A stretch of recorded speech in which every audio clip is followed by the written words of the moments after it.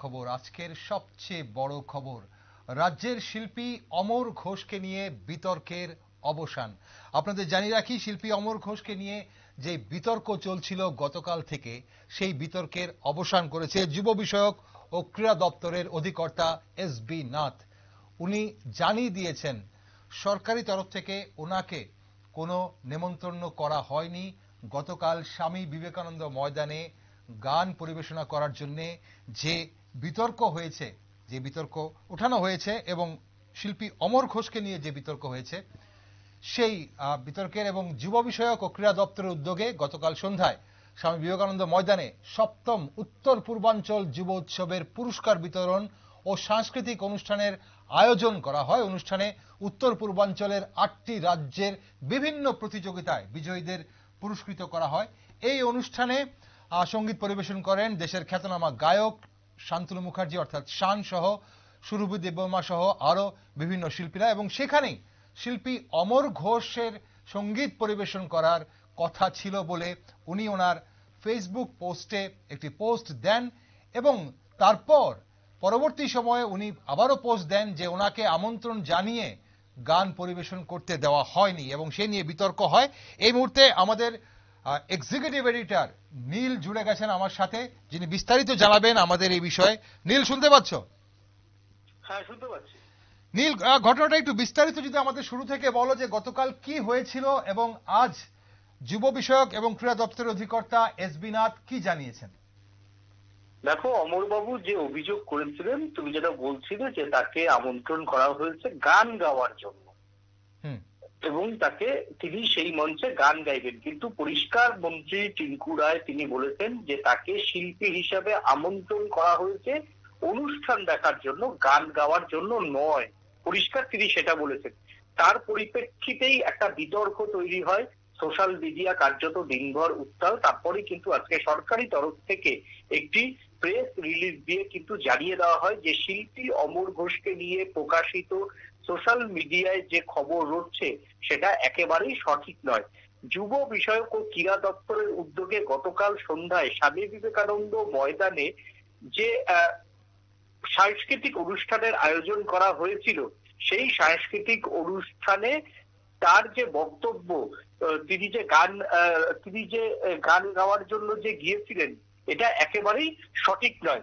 শিল্পী অমর ঘোষকে আমন্ত্রণ করে অনুষ্ঠান করার সুযোগ দেওয়া হয়নি, এটা একেবারেই সত্য নয়।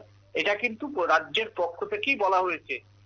পাশাপাশি অমর ঘোষের যে কীর্তিকলাপ তা নিয়ে কিন্তু এবার প্রশ্ন তুলতে শুরু করলো রাজ্য সরকার বা এই দপ্তর। কারণ হচ্ছে অমর বাবুকে যে প্রথমেই অমর বাবুকে নাকি টেলিফোন করে একজন নেমন্তন্ন করেছিল মহিলা। যদি আমাকে একজন ঠান্ডা মাথায় চিন্তা করলে আমাকে যদি কেউ আমন্ত্রণ করে কোনো দপ্তরে যাওয়ার জন্য, প্রথমেই কিন্তু বলবো যে আপনি কোথা থেকে বলছেন, আপনার নাম কি, আমি কার সাথে গিয়ে সেখানে যোগাযোগ করব। প্রথমেই যে কোনো একজন মানুষ কিন্তু এই প্রশ্ন তুলবেন, তাহলে যে মহিলা তাকে আমন্ত্রণ করেছে তার নামটা তিনি জানতেন এবং কার সাথে গিয়ে যোগাযোগ করবে সেটাও কিন্তু তিনি জানতেন। প্রয়োজনে কিন্তু মানুষ ফোন নাম্বারও নেন, এইরকম কোনো কিছু কিন্তু তিনি নেয়নি। তিনি অমরবাবু সবসময় বলার চেষ্টা করছেন যে কে তাকে, একজন মহিলা তাকে আমন্ত্রণ করেছিল, কে করেছিল সেটা তিনি জানেন না। পয়েন্ট নাম্বার 2, তাকে যে আমন্ত্রণ পত্র যেটা পাঠানো হয়েছিল, সেই আমন্ত্রণ পত্রের পরিপ্রেক্ষিতে তিনি সোশ্যাল মিডিয়াতে একটি ছবি পোস্ট করেন, যেই ছবিতে অশোক স্তম্ভ লোগো রয়েছে। এখন প্রশ্ন, একজন সাধারণ সিভিলিয়ান তিনি যে কোনো সরকারি যে লোগো বা সরকারি দপ্তরের কোনো চিঠির মাধ্যমে তিনি কি এরকম করতে পারেন? একটা অশোক স্তম্ভর মতো গুরুত্বপূর্ণ জিনিস তিনি প্রথমেই লোগো তিনি প্রথমেই প্রকাশ করতে পারেন না। কারণ অশোক স্তম্ভ একমাত্র প্রকাশ করতে কারা পারেন? সরকারি আইপিএস আইএস অফিসারদের যে প্যাড, সেইখানে থাকে তোমার হচ্ছে লোগো। আর লোগো কার থাকে? যারা সাংবিধানিক দায়িত্ব পালন করেন তাদের প্যাডে কিন্তু লোগো থাকে। তাহলে এই ক্ষেত্রে তিনি কোনো সাংবিধানিক দায়িত্ব নেই, তিনি কোনো ব্যুরোক্র্যাটও নয়।